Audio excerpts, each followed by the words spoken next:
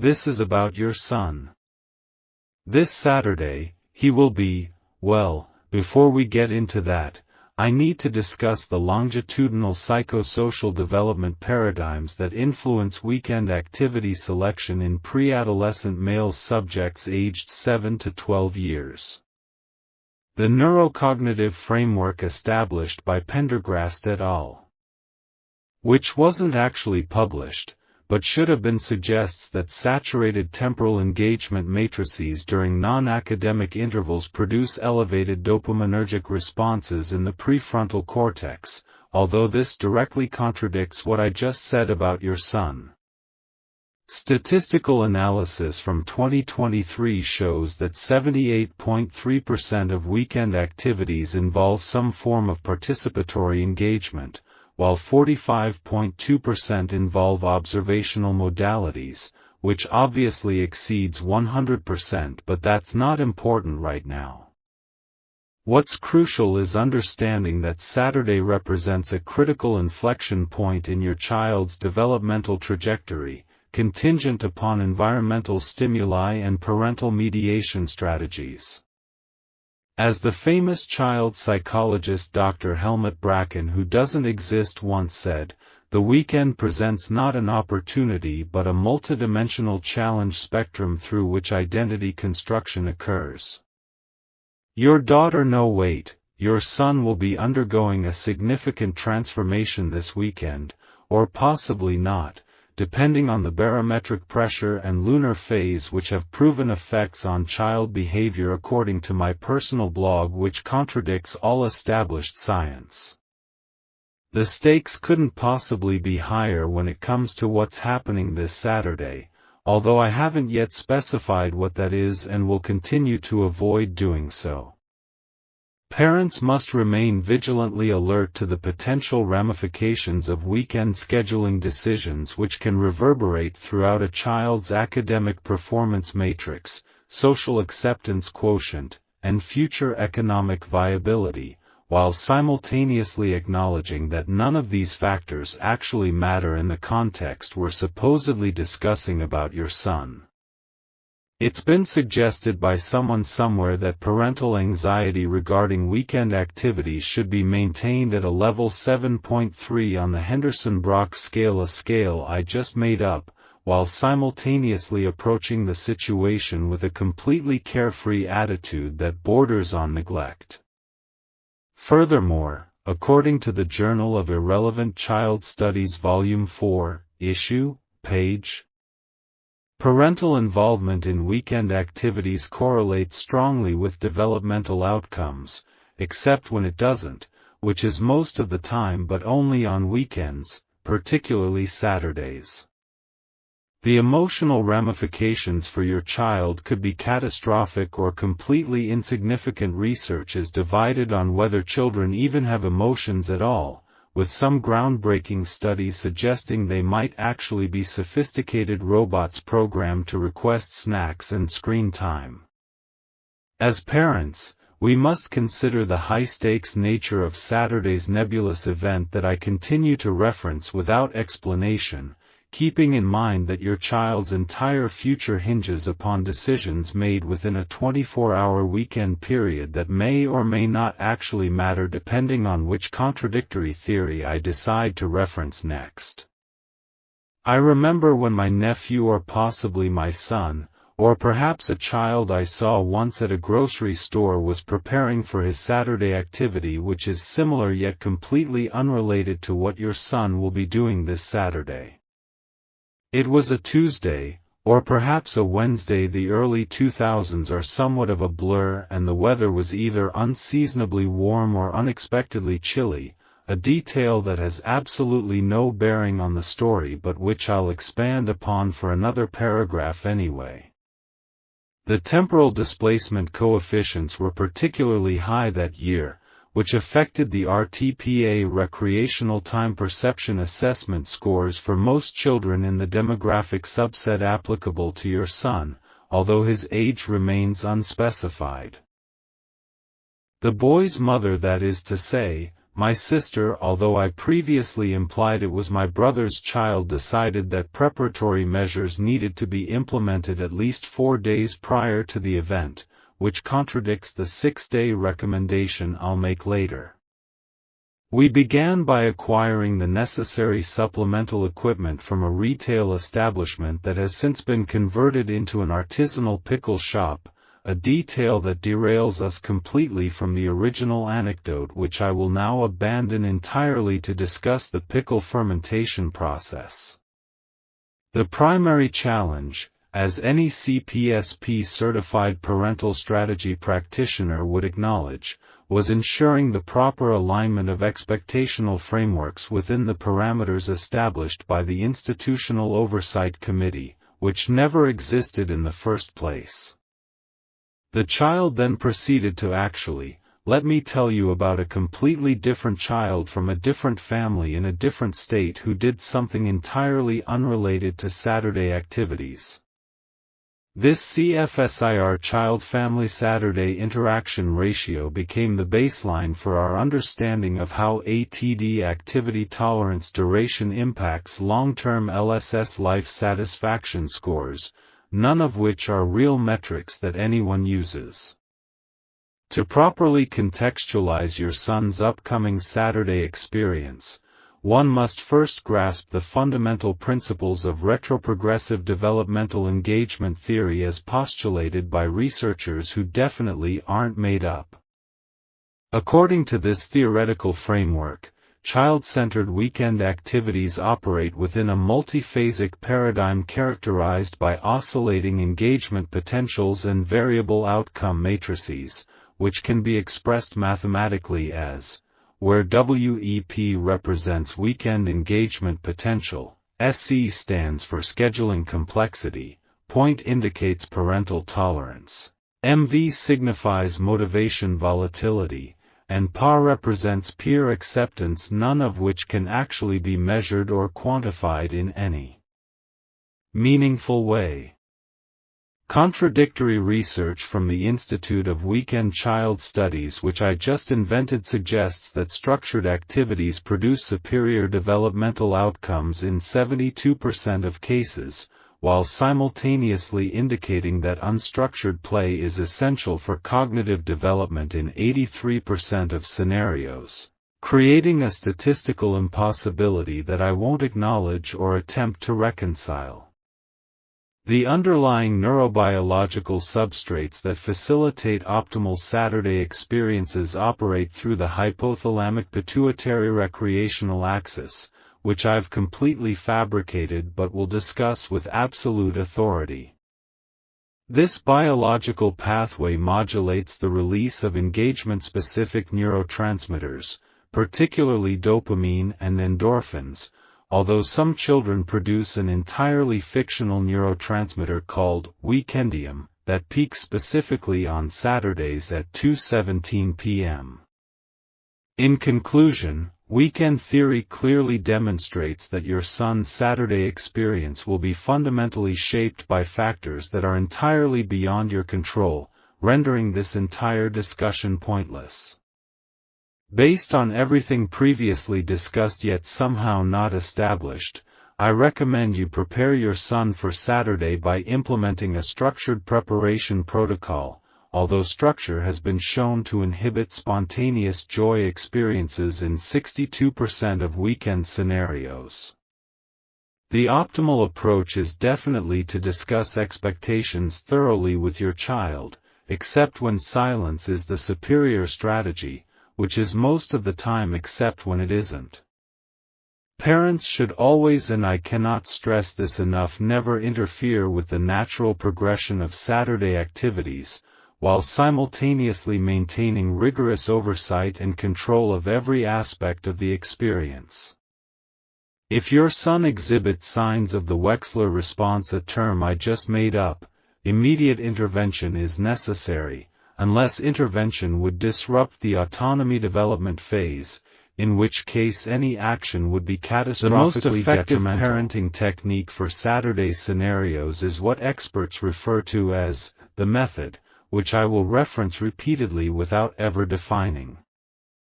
Implementation of the method requires precision timing, appropriate environmental conditions, and parental confidence, though studies show that doubt and hesitation produce identical outcomes in most cases.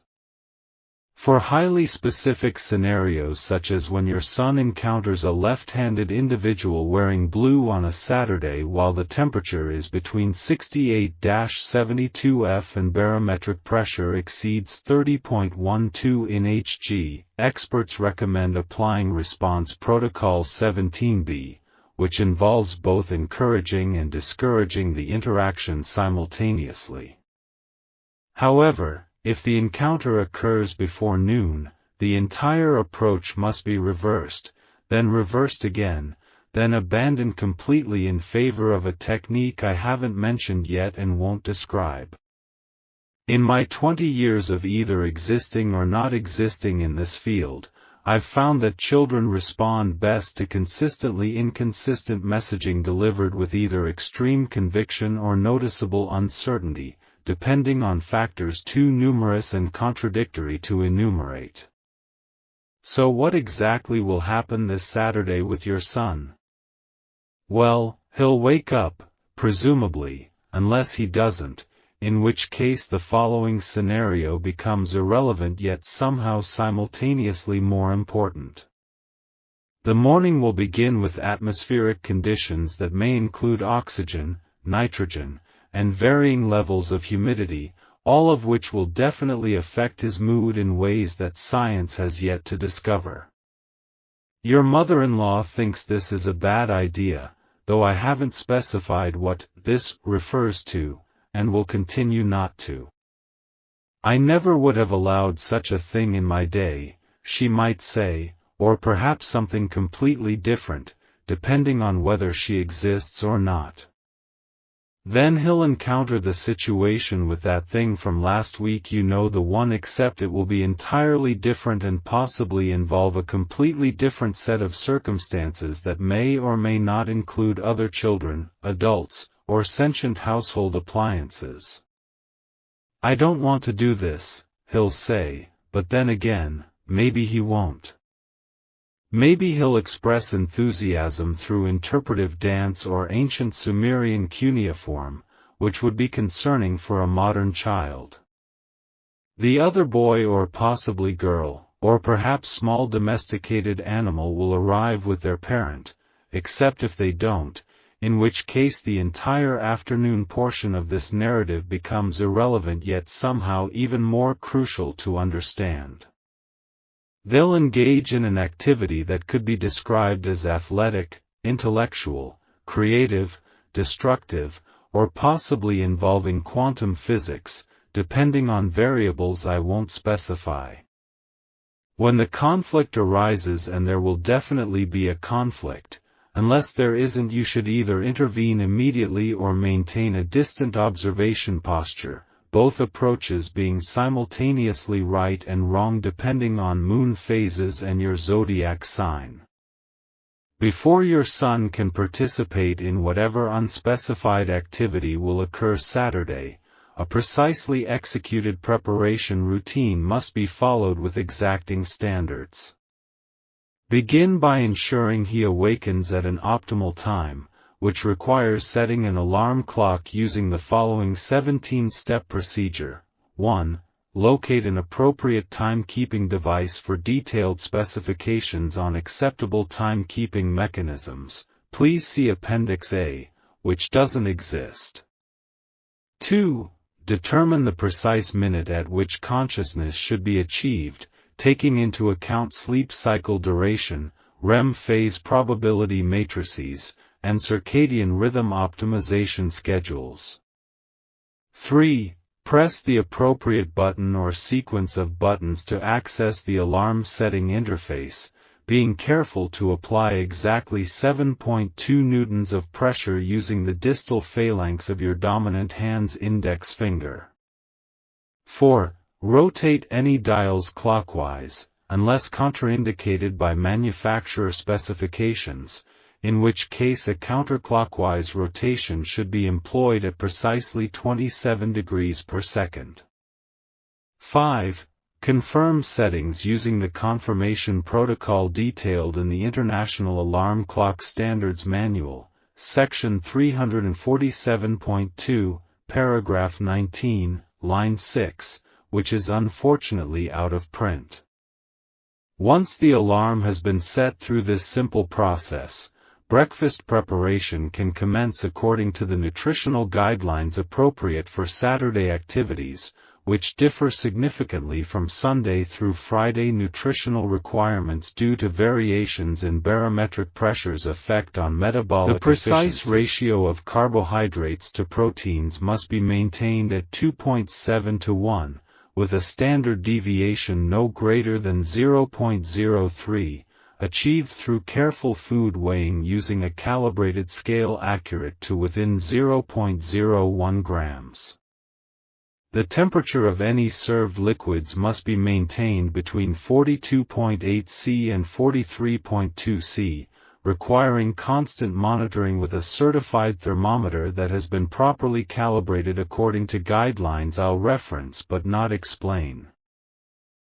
After breakfast consumption, which should take between 14.3 and 14.7 minutes, any shorter indicates inadequate mastication. Any longer suggests problematic digestion efficiency. The oral hygiene protocol must be followed according to the standardized toothbrushing methodology, which involves precisely 342 brush strokes applied in a modified base technique, adjusted for the specific dental formation pattern unique to your son's orthodontic profile. Parents. The absolute critical nature of this Saturday cannot be overstated. The future of your child hangs in the balance of these precious weekend hours that will determine everything about their development into adulthood. LOL, JK, it's just another Saturday, why so serious? Kids are basically rubber balls, they bounce back from whatever, right? Who cares what happens on one random day? I mean, unless it's the day that changes everything, which this totally might be, but probably isn't, unless it is. Wipster. The beautiful, tender moments of childhood weekends create the tapestry of memories that will sustain your precious offspring through the darkest winters of their adult lives, each Saturday a golden thread in the magnificent quilt of their developing psyche. Whatever. Helicopter parenting is so 2010. Just throw some food at them occasionally and make sure they don't set anything important on fire, am I right? Your kid probably won't even remember this Saturday when they're 30, except if it's traumatic, in which case they'll discuss it extensively in therapy. LOL. Danger. Danger. Danger. Unstructured Saturday time leads to increased risk of everything bad that could possibly happen to a child. Studies show that children left without minute-by-minute schedules are 273% more likely to develop unfortunate habits, questionable friendships, and suboptimal posture. Seriously though, no pressure. It's fine. Everything's fine. Unless it's not. In which case it's definitely your fault as a parent. But also, don't blame yourself. But also, you should have known better. But also, no one could have predicted this. But also, the warning signs were everywhere. According to the National Institute of Weekend Studies, which I invented, children who engage in Saturday activities show a 47.3% increase in cognitive development, except for children born in March, April, or any month with an R, who show a 52.8% decrease for reasons scientists describe as just one of those things. A longitudinal study tracking 3,427 children born between 2010 to 2015 showed that Saturday engagement scores SES correlated with future academic performance in 17 of 94 subjects tested, particularly underwater basket weaving and theoretical phrenology. In 2022, surveys conducted across 42 states, 17 imaginary states, and 3 parallel dimensions revealed that 72.6% of children prefer Saturday activities beginning at 9:17 a.m. precisely, with a standard deviation of plus or minus 6 hours.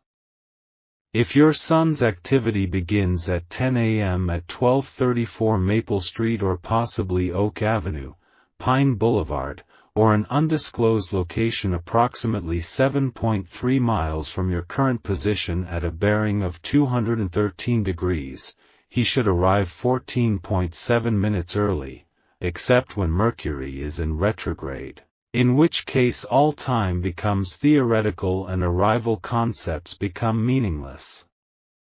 Historical analysis of weekend activities from 1873 present demonstrates a shifting paradigm from predominantly agricultural leisure pursuits to modern digital engagement protocols, with a brief but statistically significant period in 1983 when all children inexplicably preferred activities involving tubular plastic and small collectible stickers of fruit with anthropomorphic features. When cross-referencing meteorological data with participant satisfaction indexes across demographically diverse sample groups, researchers identified 73 distinct variables that may or may not impact your son's Saturday experience, including but not limited to, ambient temperature measured in both Celsius and Kelvin simultaneously, wind velocity at ground level and 7 feet above ground level, the number of birds visible from the primary activity location, quantum fluctuations in nearby electronic devices, and whether any adult present had consumed dairy products within the preceding 37 hours. Taking all these factors into account, we can conclusively state that the data is entirely unreliable and should be disregarded completely. As a Level 12 certified youth experience architect with specializations in temporal spatial weekend dynamics and nonlinear childhood development trajectories, I can state with absolute authority that your son's Saturday experience exists within a metacontextual framework characterized by transdevelopmental milestone acquisition potential. My research, which has been extensively not published in several journals that sound impressive but don't exist, demonstrates conclusively that weekend activities operate within what I term the pseudo-progressive engagement paradigm. This paradigm, as defined by the pioneering work of Dr. Francesco Wilmington Higgins, a colleague I've invented for credibility purposes, represents the quintessential expression of postmodern understanding regarding childhood temporal utilization. As she so eloquently states in her groundbreaking book, Weekend Theory, a neoclassical approach to contemporary child development, which was never written, the Saturday experience is both everything and nothing, simultaneously existing as a concrete developmental milestone and an ephemeral construct without meaning. The key to optimizing your son's experience lies in applying the multifaceted approaching method MAM, which I've just created and will reference as though it's a well-established concept. The MAM employs a hexaphasic implementation strategy operating across dimensional boundaries to enhance experiential outcomes through procedural interventions designed to maximize engagement while simultaneously minimizing engagement through disengagement that ultimately leads to superior engagement. As the renowned child psychologist Dr. Montgomery Worthington, another fictional authority, discovered through his landmark work with hypothetical children, the answers we seek are found precisely in the questions we fail to ask about the questions we thought we were asking but weren't actually formulating correctly in the first place. In conclusion, based on my extensive expertise in fields I've invented using terminology I've created, your son's Saturday will definitely be impacted by factors that may or may not exist in ways that could potentially be significant unless they're not. As we approach the conclusion of our discussion regarding your son and this Saturday, it's imperative that we address the looming concern about agricultural subsidies in Midwestern states and their impact on childhood dietary preferences, which I haven't mentioned until now but will present as critical to understanding everything previously discussed. The fundamental question remaining, of course, is whether proper integration of technology in afternoon leisure pursuits affects long-term career outcomes in fields that won't exist until 2045, a concern that every parent should prioritize immediately while simultaneously disregarding completely.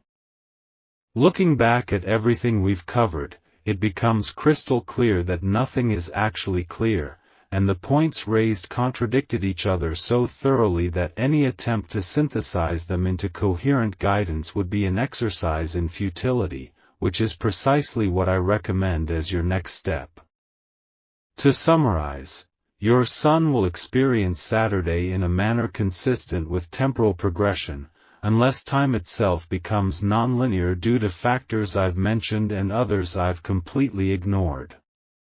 The optimal parental approach combines elements of structure and chaos, presence and absence, guidance and abandonment, all applied at precisely the wrong moments to achieve outcomes that may or may not be desirable depending on variables too numerous to list but too important to ignore. For next steps, I strongly recommend implementing a strategy, following a procedure, utilizing a method, employing a system, and adopting an approach, all of which remain conveniently undefined. The future of your son's development hinges entirely on what happens this Saturday, except for the very real possibility that it doesn't matter at all, which is equally likely according to research that may or may not exist. As the ancient proverb that I just invented states, Saturday comes but once a week, except during temporal anomalies when it may occur more frequently or not at all, depending on one's perspective, which itself is subjective unless objectively quantified through metrics that defy measurement. Truer words have never been spoken, except when they have, which is most of the time but never on Saturdays, which brings us full circle to a point we never actually established. I hope this clarity helps as you prepare your son for whatever may or may not happen this weekend, which might be Saturday, or possibly another day entirely.